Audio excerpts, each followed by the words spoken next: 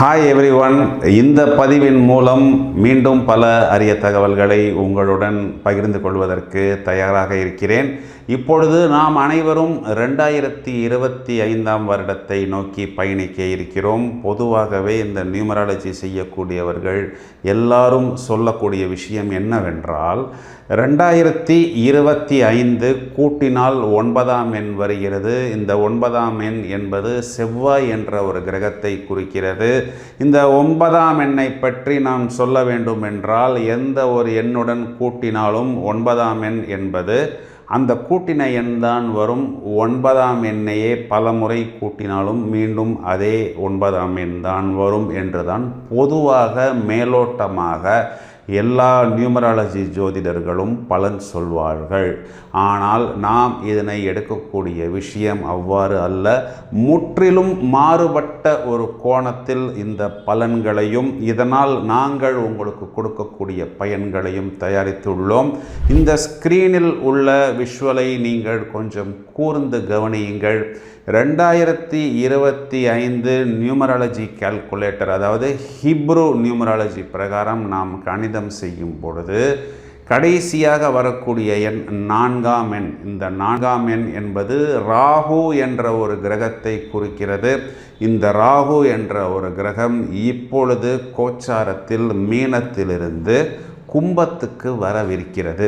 எனவே இந்த ராகுவின் மையப்பாட்டை வைத்து நிலைப்பாட்டை வைத்துத்தான் நாம் அனைத்து எண்களுக்கும் இந்த 2025 வருடம் எவ்வாறு இருக்கும் என்ற கணிதத்தை இப்பொழுது வழங்க இருக்கிறோம். மேலும் நாம் இந்த பதிவில் ஒவ்வொருவருக்கும் உண்டான வெற்றி ஃபார்முலா என்ன போன்ற விஷயத்தையும் கொடுக்கவிருக்கிறோம். அதாவது எந்தெந்த எண்களை நாம் பயன்படுத்தினால் உபயோகப்படுத்தினால் ஒரு மாற்றம் வரும், ஒரு வெற்றி வரும், மேலும் நாம் அடுத்த கட்டத்திற்கு போக முடியும். ஒரு சாதாரண ஒரு நிலையில் இருக்கக்கூடிய ஒரு நபர் ஒரு உயர் அந்தஸ்தில் வருவதற்கு அவர் கடைபிடிக்க வேண்டிய வெற்றி ஃபார்முலா என்ன? அவர் எங்கே கவனமாக இருக்க வேண்டும்? அவர்களது உடல் சம்பந்தப்பட்ட விஷயங்களில், ருணம் ரோகம் சம்பந்தப்பட்ட விஷயங்களில் எவ்வாறு தங்களை பக்குவமாக கையாள வேண்டும் போன்ற விவரங்களை நாம் கொடுக்க போகிறோம். அதாவது ஒவ்வொரு எண்ணாக நாம் பிரித்து இந்த பலன்களை கொடுக்கிறோம். நாம் கொடுக்கக்கூடிய பலன்கள் அனைவருக்கும் ஒத்து வருமா என்றால், அனைத்து பலன்களும் ஒத்து வரவில்லை என்றாலும் கண்டிப்பாக ஒரு 4-5 பலன்களாவது ஒருவருக்கும் ஒத்து வரும். எனவே நீங்கள் இந்த பலன்களை மிகவும் கூர்மையாக கவனித்து தேவையான விஷயங்களை கிரகித்து கொள்ள வேண்டும் என்பதுதான் இந்த பதிவின் மைய நோக்கம். இந்த பதிவில் ஒருவர் பிறந்த தேதியானது 7, 16, 25 போன்ற தேதிகளில் பிறந்திருந்தாலோ, ஒருவர் பிறந்த தேதி, மாதம், வருடம் அனைத்தையும் கூட்டினால் 7ஆம் எண் வரும் பொழுது இந்த 2025 அவர்களுக்கு என்ன சொல்கிறது, அபிவிருத்தி ஏற்படுமா என்பதை இப்பொழுது விவரமாக காண இருக்கிறோம். இந்த தேதிகளில் பிறந்த 1-2 பேர்களை பற்றி சொல்ல வேண்டும் என்றால், MS தோனி இந்த தேதிகளில் பிறந்தவர், நடிகர் விக்ரம் சார், நடிகர் விஜய் சேதுபதி சார், ரவீந்திரநாத் தாகூர் அவர்கள் இந்த தேதியில் தான் பிறந்தார். இப்பொழுது நான் சொன்ன நபர்களை நன்றாக யோசித்து பாருங்கள். இவர்கள் எல்லாம் அவர்கள் தொழில் துறை சார்ந்த ஒரு விஷயத்தில் ஒரு புதிய உச்சத்தை, ஒரு புதிய பரிணாமத்தை, மற்றவரால் செய்ய முடியாத ஒரு சவாலான விஷயத்தை கூட கச்சிதமான செய்தவர்களாகத்தான் இருப்பார்கள். இந்த வருடம் இந்த தேதிகளில் பிறந்தவர்களுக்கு என்ன குட் நியூஸ் என்றால், 7, 16, 25 தேதிகளை குறிகாட்டக்கூடிய கேது என்ற கிரகம் இந்த வருடத்தில் மேஷத்திலிருந்து 6ஆம் வீடான கன்னி ராசியிலிருந்து 5ஆம் வீட்டுக்கு வர இருக்கிறார். 5ஆம் வீடு என்பது பூர்வீகம், புத்திரம், மந்திரஸ்தானம் என்பது நமக்கு நன்றாக தெரியும். 6ஆம் இடம் என்பது ருணம், ரோகம், சத்ரு என்பது நமக்கு நன்றாக தெரியும். எனவே நான் கடனில் இருக்கிறேன், பிரச்சனைகளில் இருக்கிறேன், வியாதியில் இருக்கிறேன், வம்பு வழக்கு கோர்ட் என்று அலைந்து கொண்டிருக்கிறேன், கடன் வாங்கியவர், கடன் நான் யாரிடம் கொடுத்திருக்கிறேனோ எனக்கு கொடுக்கவில்லை, ஆனால் என்னிடம் கடன் வாங்கியவர்கள் எனக்கு கொடுங்க மாட்டேங்கிறார்கள், கடன் பிரச்சனை என்னை துரத்தி கொண்டே இருக்கிறது என்று வருத்தப்படக்கூடிய நபர்கள் அனைவருக்கும் இந்த வருடம், குறிப்பாக இந்த கேது என்ற கிரகம் சிம்மத்திற்கு வரும் பொழுது ஒரு அபிவிருத்தியான ஒரு அனுகூலமான நல்ல செய்தி என்பது கிடைக்கும். அதாவது இவர்களை நாம் இந்த தேதிகளில் பிறந்தவர்களை ஒரு மினி என்சைக்ளோபீடியா என்று நாம் சொல்ல முடியும். அவர்கள் சார்ந்த துறைகளில் உள்ள அனைத்து நுணுக்கங்களையும் நன்றாக தெரிந்து வைத்திருப்பார்கள். பெரும்பாலும் இவர்களை வெளிநாடுகளிலோ அல்லது மிகவும் பெரிய நிறுவனங்களிலோ தலைமை பொறுப்புகளில் நாம் இவர்களை காண முடியும். அதாவது இவர்கள் இல்லை என்றால் ஒரு டிபார்ட்மெண்ட்டே அங்கு இயங்காத அளவுக்கு அதனை இயக்கக்கூடிய பல இன்ஜினியர்ஸாக, இல்லை ஆராய்ச்சியாளர்களாக, இல்லை ப்ரொஃபஸர்ஸாக, பெரிய ஆப்ரேஷன் செய்யக்கூடிய டாக்டர்ஸாக, இந்த ராக்கெட் லான்ச்சிங் செய்யக்கூடிய நபர்களாக, மிகவும் நுட்பமான விஷயங்கள், அதாவது இந்த ஆர்டிஃபிஷியல் இன்டெலிஜென்ஸ், கம்யூனிகேஷன், ஐடி போன்ற துறைகளாக இருந்தாலும் சரி, ஒரு ஞானியை போல் அந்த விஷயத்தை இவர்கள் அக்கு வேறு ஆணி வேறாக அலசி ஆராய்ந்து மற்றவர்கள் கண்களுக்கு புலப்படாத விஷயங்களையும் கூட இவர்கள் கிரகித்து வைத்து கொண்டிருப்பார்கள். அதன் மூலம் இவர்கள் ஒரு உச்சம் தொடுவார்கள் என்றும் நாம் இவர்களை பற்றி சொல்ல முடியும். இந்த வருடத்தில் கேது பகவான் சிம்ம ராசிக்கு பிரவேசம் செய்யக்கூடிய காலகட்டங்களில் இவர்களுக்கு ஒரு பிரமாதமான வாய்ப்புகள், தலைமை பொறுப்பு ஏற்கக்கூடிய அமைப்பு, கௌரவ பதவி, இவர்கள் வீட்டை மட்டுமல்ல நாட்டையும் கூட ஆள வேண்டிய ஒரு அமைப்பு இவர்களுக்கு ஏற்படும். குறிப்பாக விவசாயம், அக்ரிகல்ச்சர் போன்ற துறைகளில் இருப்பவர்கள் புதிய சாதனை, புதிய உச்சம் என்பதனை தொடுவார்கள்.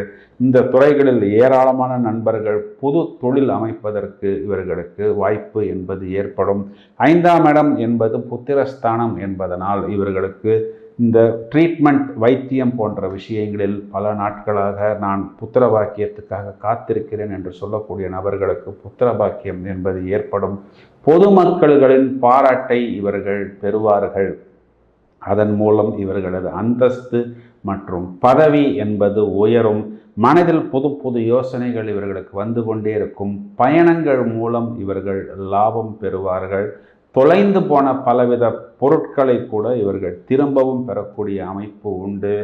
தெய்வ நம்பிக்கை இவர்களுக்கு ஏற்படும். என்ன சார், கரெக்டாக தான் சொல்கிறீங்களா என்றால், 5ஆம் இடம் என்பது பூர்வீக ஸ்தானம். எனவே பூர்வீகம் சம்பந்தப்பட்ட தெய்வங்களை வழிபடுவது, அதற்குண்டான திருப்பணிகள் செய்வது போன்ற விஷயங்களை இவர்கள் செய்வார்கள்.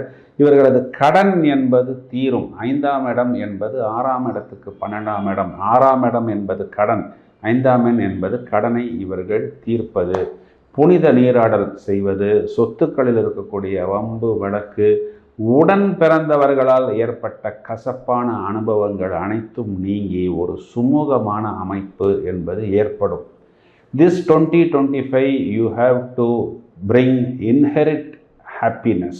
அதாவது அந்த சந்தோஷத்தை, அந்த மகிழ்ச்சியை நீங்கள் உள்ளிருந்து வெளியே கொண்டு வர வேண்டும்.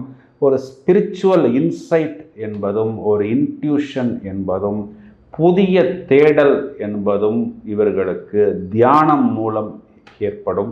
ஹீலிங் என்று சொல்லக்கூடிய இவர்கள் இதற்கு முன் ஏற்பட்டுள்ள பல காயங்களை, அதாவது உணர்வு பூர்வமான காயங்களை கூட இவர்கள் சரி செய்து கொள்ள முடியும்.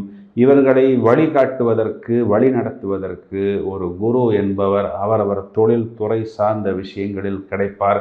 மேலும் புதிய விடைகள், இவர்களது கேள்விகளுக்கு, இவர்களது ஆராய்ச்சிக்கு புதிய நுணுக்கங்களும் புதிய விடைகளும் இவர்களுக்கு கிடைக்கும்.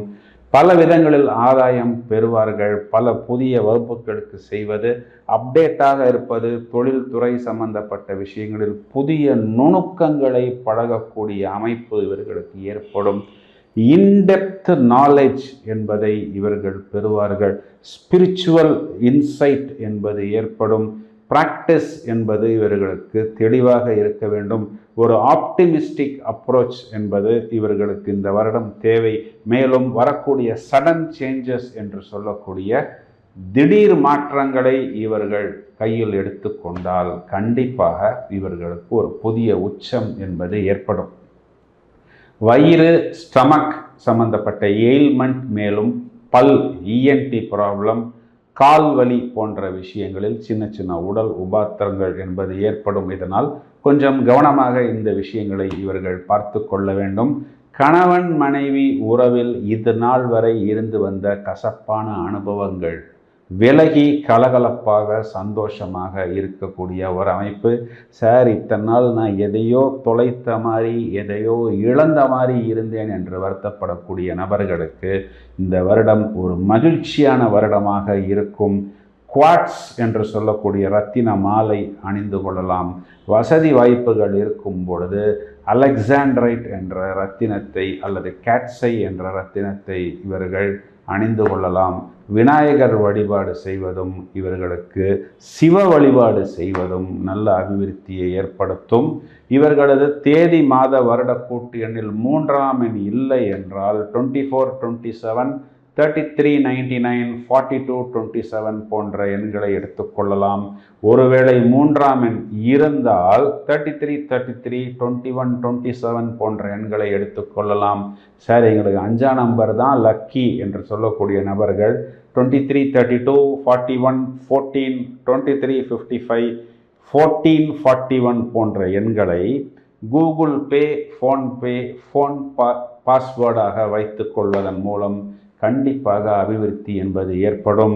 2025 is especially formulated for number 7 persons as the planet Ketu is present in the 5th house from மேஷம். மேஷ ராசியிலிருந்து 5ஆம் வீட்டில் கேது வந்து அமர்ந்திருப்பதும், இந்த கேது என்ற கிரகத்திற்கு 11ஆம் வீடு லாபஸ்தானத்தில் குரு அமர்வதும் இவர்களுக்கு அனுகூலமான பலன்களை கொடுப்பதற்கு தயாராக இருக்கிறது.